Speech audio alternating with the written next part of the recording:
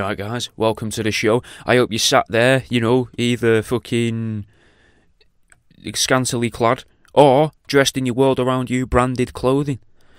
If you're not, go to worldaroundyou.com, order yourself a t-shirt, listen to these shows, and then come back to these shows when you've got your t-shirt and listen to the show in your t-shirt.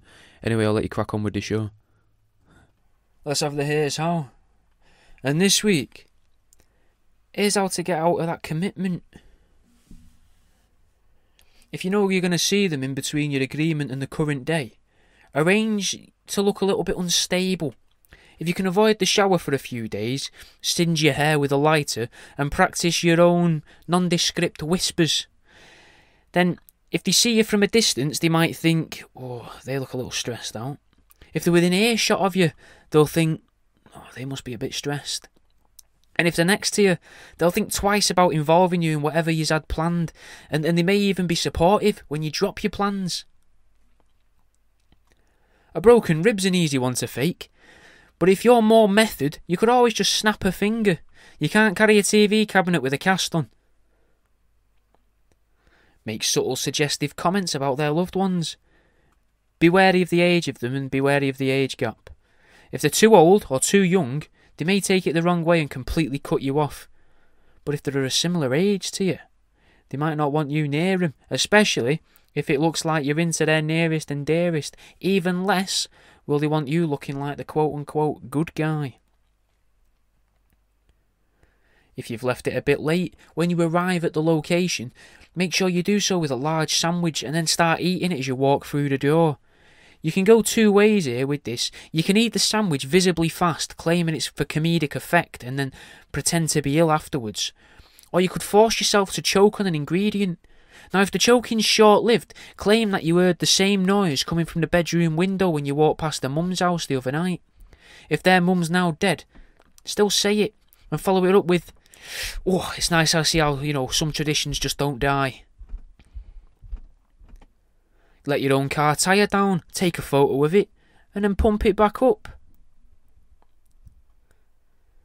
Say you've agreed to do something that seems much more important. If you've agreed to be your friend's kid's godparent and you don't want to do it anymore, go to the park that morning and take a picture of yourself next to a kid that kind of resembles your family, and say that you're having to be a temporary legal guardian for little Jimmy whilst the parent attends some special classes.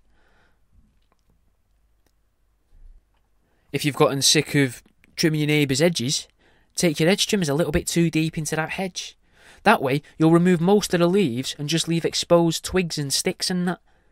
They might never grow back, mate, but it's still a strong enough deterrent against intruders, so you don't have to worry about that. And this has the added advantage of making it much, much easier to see into your neighbour's living room when you're walking past.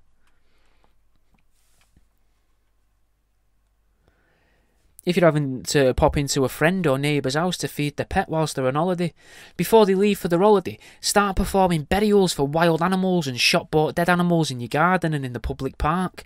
Invite them along. They'll feel inclined to do it, just to be nice to you because you're about to do them a favour. Fuck it, invite the whole road. Then, have a table set out, right, with sandwiches and crisps, pork pies, maybe a bit of cake, go the whole hog.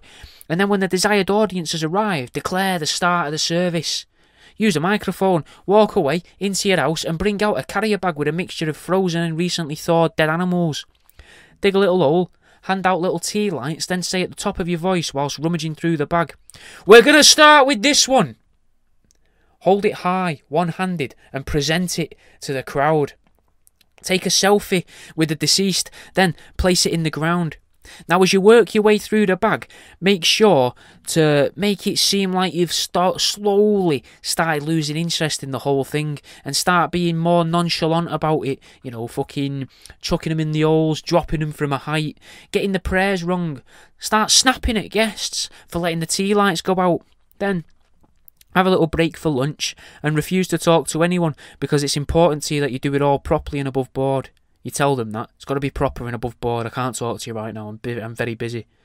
Then, carry on with slightly less disdain than when you just stopped before your break. Every now and then, start to look at the faces of these creatures and shake your head. But make sure that you do look at one of them, and then tell the owner that you've agreed to help, that this dead creature has eyes just like their pet. Smile at it, nod, And then carry on with all the enthusiasm you had at the very start of the event. When you threw your bag of animals, then become visibly saddened. Fold the bag up and go into your house, locking the door. Order yourself some prank mail. Stay off of work as well and pop it through your neighbour's doors once it's arrived with your name and address on. Glitter bombs, those fake knickers in a bag envelopes, things like that. Act completely oblivious at the door or in their house if you manage to get into their house with them, if they open the door and let you in. And then open the mail whilst in the house, either, getting glitter everywhere or acting all coy when opening up the fake knickers up, and fucking make them very aware as well that you ordered all this for yourself. Act as if you thought there'd be more glitter, or that there'd actually be real knickers in the bag. No one, mate, is going to be leaving a house key over at your place. And don't forget, you can always get out of a commitment retrospectively. Pretend you got there really late by hours, to the point where it was past the point and the moment had passed. That way, you still kept to your plans in reality, but the truth of it is that you didn't even leave your house. And that's the end of this week's Here's How. Thanks for listening, man. I won't take up too much of the time because it's over, and hopefully you're listening to all of these one after the other, or on repeat, maybe the same episode on repeat. But fucking leave us a review if you can, mate. Fucking share it with a mate, send it to your nana. I don't mind where you send it to, but if you get more people listening to it, thank you. If you did enjoy it though, fucking join the Patreon, mate. www.patreon.com/worldaroundyou. There'll be a link in one of the links in the description, I would imagine, of the one you're listening to. You can join for £1, $5, and you get access to all the video versions of these. You'll end up about 4 or 5 episodes ahead as well through Patreon. And you get access to some of my books as well. And a little discount code for some of the canvases as well. But even if you don't join that, fucking thanks for listening to it, mate. I hope you enjoyed it. Hopefully, here's the next one.